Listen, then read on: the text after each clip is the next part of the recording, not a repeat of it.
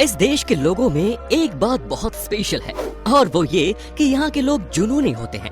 By the way, आपको बता दें कि इस देश में 2000 से भी ज्यादा अखबार हैं और मैगजीन प्रिंट की जाती है। जी हाँ दोस्तों, आज हम आपको बांग्लादेश की सैर करवाने ले जा रहे हैं, हमारा पड़ोसी देश, और इस देश में बहुत कुछ हम जैसा ही है। तो चलिए फिर शुरू करते हैं आज का नया एपिसोड।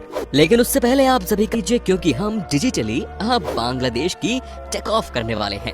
सबसे पहले आपको बता दूं कि इस देश का ऑफिशियल नेम है पीपल्स रिपब्लिक ऑफ बांग्लादेश और इस देश की कुल आबादी है 16 करोड़ और जनसंख्या के मामले में ये दुनिया का 8वां सबसे बड़ा देश है।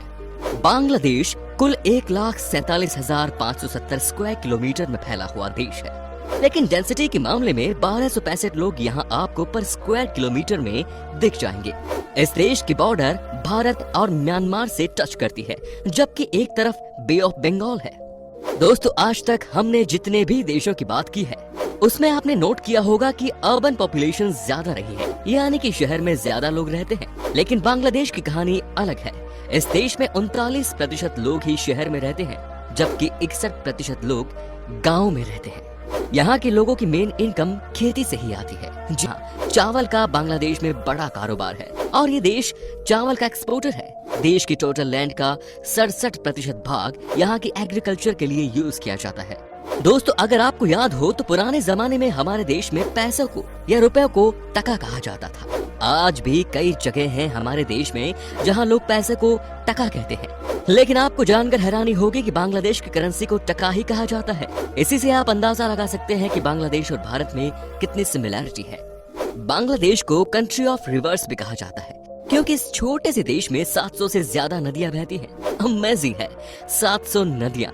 एशिया की 3 सबसे बड़ी नदियां गंगा, मेघना और ब्रह्मपुत्र, ये तीनों ही बांग्लादेश में बहती हैं।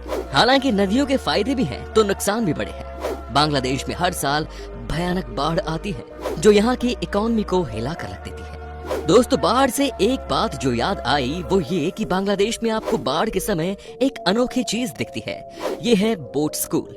जैसा कि मैंने आपसे पहले ही कह दिया था कि बाढ़ की वजह से यहाँ का सब कुछ तबाह हो जाता है, लेकिन बच्चों का एजुकेशन ना बंद हो जाए इसके लिए देश में बोट स्कूल का कॉन्सेप्ट शुरू किया गया और ये बहुत बड़ी सफलता भी है। दोस्तों, आपने बांग्लादेश के झंडे को देखा ही होगा। इस फ्लैग में आपको 2 कलर नजर आ रहे होंगे, पहला रेड एंड सेकंड ग्रीन। अब हम आपको बताते हैं कि इसके पीछे रीजन क्या है। हरे रंग का मतलब है खुशहाली और लाल रंग का मतलब है बलिदान। जी हाँ, जो बलिदान इस देश की आजादी के लिए यहाँ के लोगों ने दी।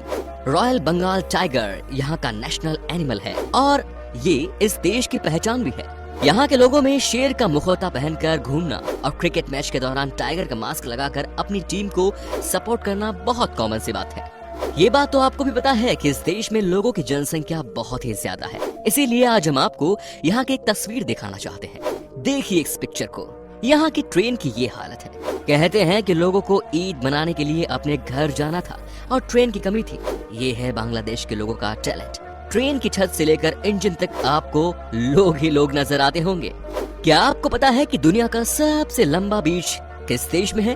आपको कहीं और ढूंढने की जरूरत नहीं दोस्तों, दुनिया का सबसे लंबा समुद्री बीच बांग्लादेश में ही है और इसका नाम है बाजार बीच। आपको जानकर हैरानी होगी कि ये 93 माइल्स यानी कि लगभग 150 किलोमीटर लंबी है। यहाँ पर टूरिस्ट तो आते ही हैं, साथ ही ये बांग्लादेश की लाइफलाइन भी है। इस बीच से मैक्सिमम सामान एक्सपोर्ट एंड इंपोर्ट होता है।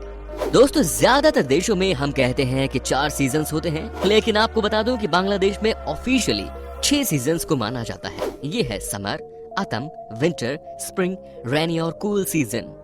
वैसे इस देश में आप जब भी जाना चाहो तो एक बात हमेशा याद रखना कि यहाँ के लोग लेफ्ट हैंड से हैंडशेक करने को गलत मानते हैं। इसके हिसाब से लेफ्ट हैंड अनक्लीन होता है, इसीलिए यहाँ के लोग हमेशा राइट हैंड से ही हैंडशेक करते हैं।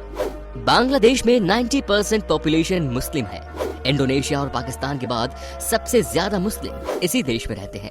बाकी के 10% में हिंदू और क्रिश्चियंस हैं।